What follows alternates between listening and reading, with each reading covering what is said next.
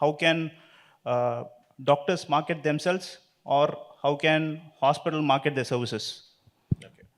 Um, as sir very rightly pointed out, basically as per the guidelines from the NMC, which is still in draft and yet to come in its full force, but still that can come in any time.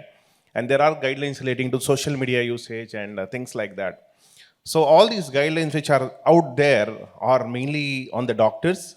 And when it comes to hospital, there are guidelines by ASCII, Association of Advertising Standard Council of India, and then Ministry of Health.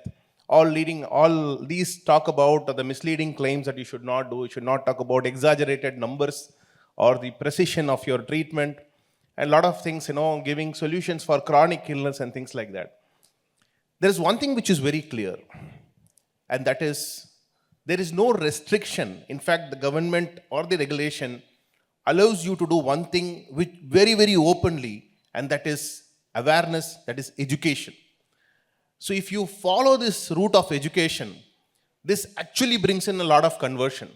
So education is equal to conversion, and you don't really have to do conversion separately. The moment you start doing conversions, you start acting very commercially. You start following the retail format of advertising, which the hospital industry has learned, unfortunately, some bad examples of it through the discounting or a lot of other procedures. That's where the real problem comes in. So if education is taken in the fullest, purest form, and if you are, as a cause leader, trying to spearhead a cause and talk about one specific area, for example, if you are an ophthalmologist, you talk about fighting cataracts, or if you are an oncologist and if you are fighting cancer, and if you are taking it up as a mission and you are creating educational content in a very unbiased way, and you are trying to spearhead this cause and take it forward, there is no restriction at all. In fact, you can enjoy all the media publicity that you want, provided if the communication is clear, unsolicited. That's the one important thing. The second is, we see trust is built only through transactions. Okay? I'm talking about without money transactions. Okay? Transaction has to be there from an individual with the hospital in some way or the other. There has to be interaction. There has to be something called moment of truth which has to be built. Trust is built only on these three mechanisms in a very, very strong way. Moment of truth is built the moment a patient or a customer could be anybody, a patient or a person who's accompanying a patient, or it could be the vendors who are coming to you, it could even be the employees who are working, your staff working within your organization. If they start having the moment of truth very strongly built, I think that acts as a very nice referral system or a communication system through which you build trust. And once the trust is built, then everything else falls in place. We see another example of this retail format wherein the discounts are given, and then some retail chains, some retail format use discounts as a hook to bring in people, the new customers, and then they build trust, or they talk about the product quality and things like that. And there are some formats within the healthcare system who use a similar kind of mechanism, by pulling in people through the discount, which does not really work out. So it is not discount and after that trust. It is trust first, and then the discounts really matter. The moment people trust you, and then they are okay to get the treatment from you or the services from you, and then on top of it, since you have a health club or whatever, and if you give any discount or any kind of reduction on your fees, that is really valued much higher in building your trust than giving the discount upfront and degrading yourself. So that is another thing that I want to tell you. There is one more finer aspect to this.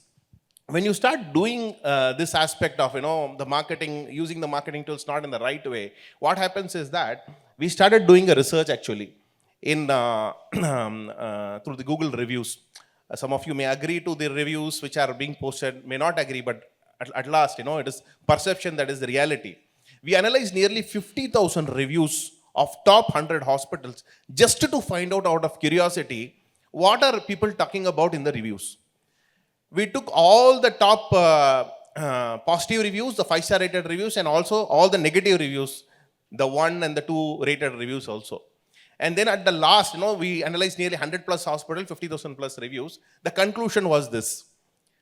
The top one, the number one reason for a negative review, and the very keyword which was used, as we call it, is this: money-minded. Okay, this is the topmost reason which was coming out in the research.